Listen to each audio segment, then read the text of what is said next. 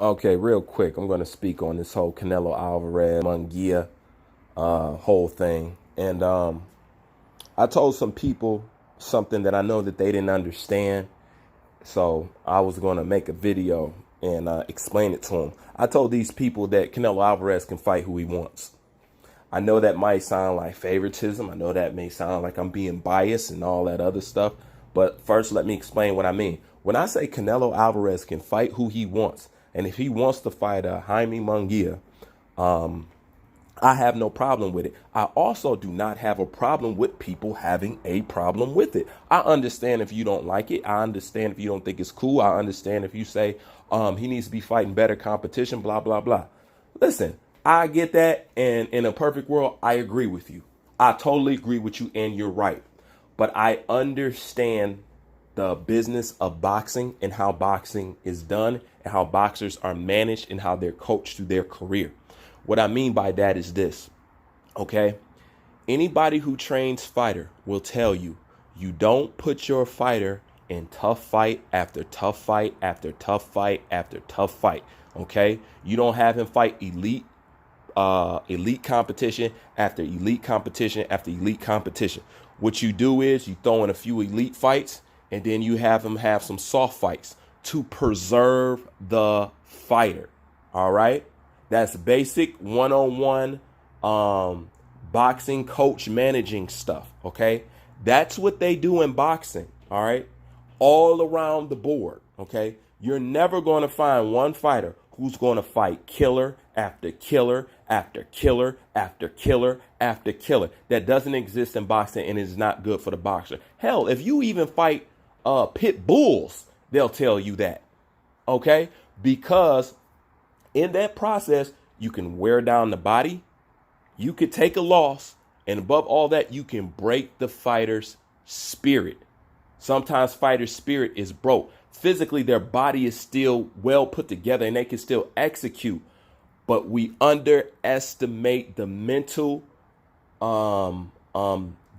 part of boxing and how much boxing is actually mental more than it is physical.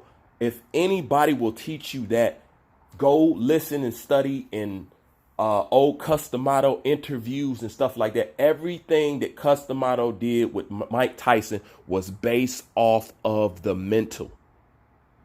He had to make him believe it first. Then he did it. Okay? It's all about coaching the mental. They'll tell you that all the time in boxing, in shadow boxing. You see yourself doing well, imagine yourself doing well, and you do well. Boxing is a mental game, man. But let me get back to what I'm saying. Canelo Alvarez's body of work shows and proves to me he is no stranger to fighting the elite competition, okay? Even at a very young age, and he's been doing it a long time, okay? What was the last fight that he gave you? Okay, and what was the last fight that Triple G gave you? All right, and yet Triple G is critical of Canelo Alvarez's competition. The reason why I say Canelo Alvarez can fight who he wants, because after you done put in that kind of work, after you have a resume, a stellar, hardcore, Hall of Famer list resume like Canelo Alvarez has, to me, you can fight whoever the fuck you want because you have fought most of the elite fighters in the boxing game today. So that's why I say Canelo Alvarez can fight who he wants.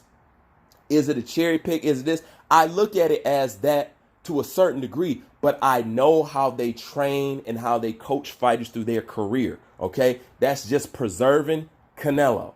Okay, should he give it to Charlo or something like that? Well, as a matter of fact, I'm going to freeze on that, and I'm going to say I'm going to do a video right after this one that just addresses Charlo and Canelo Alvarez. So I'm going to skip over that for right now. But when it comes to Triple G versus Canelo Alvarez, I can accept Canelo Alvarez fighting Munguia. I can, because I know he's not going to spend the rest of his DAZN deal fighting cherry picks or bums. I know that. You know what I'm saying? He's not just going to try to give me a good fight at the tail end. You know what I'm saying? Like some Tyson Fury shit. He's not going to do that. I know he's not going to do that. You know what I'm saying? Now, the reason why it's unacceptable to Triple G, well, do I really have to say so?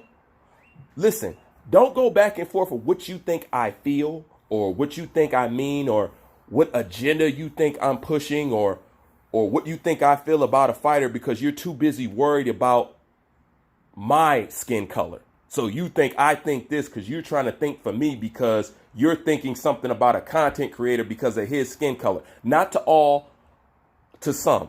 And they know who I'm talking to when I say that. Okay?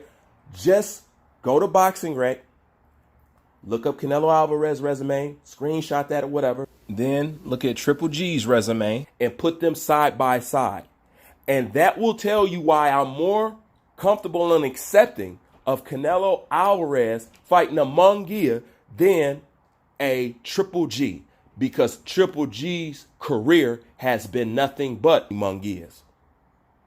You can get mad. I don't care. I don't care. Because if you pull up the Boxing Rec resume, I don't have to defend anything.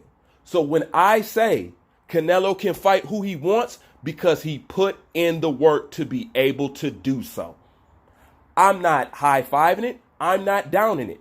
I'm just saying I know how the business works, okay? Go talk to somebody who coaches and manages fighters and ask them about what I just told you, and they will tell you that is true. That's what we do.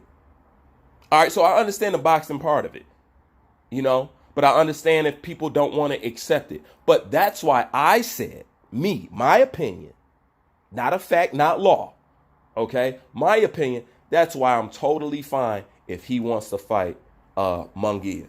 I have no problem with that, and why it's unacceptable for Triple G to do it, because that's all he's been doing all his career, and you can't compare the two. All right? Leave your thoughts in the comment section, because I would love to see what you guys think about that. Maybe I changed your perspective on it. Maybe I gave you a different way of looking at it. Or maybe you just want to stick by your guns and say, oh, Bruce, you full of shit, you hating, blah, blah, blah. But that's how I know that you're not really a representative of this channel and you know nothing about my content and anything that goes on here. But you're still welcome to leave your comment. Bruce Vane, I'm out.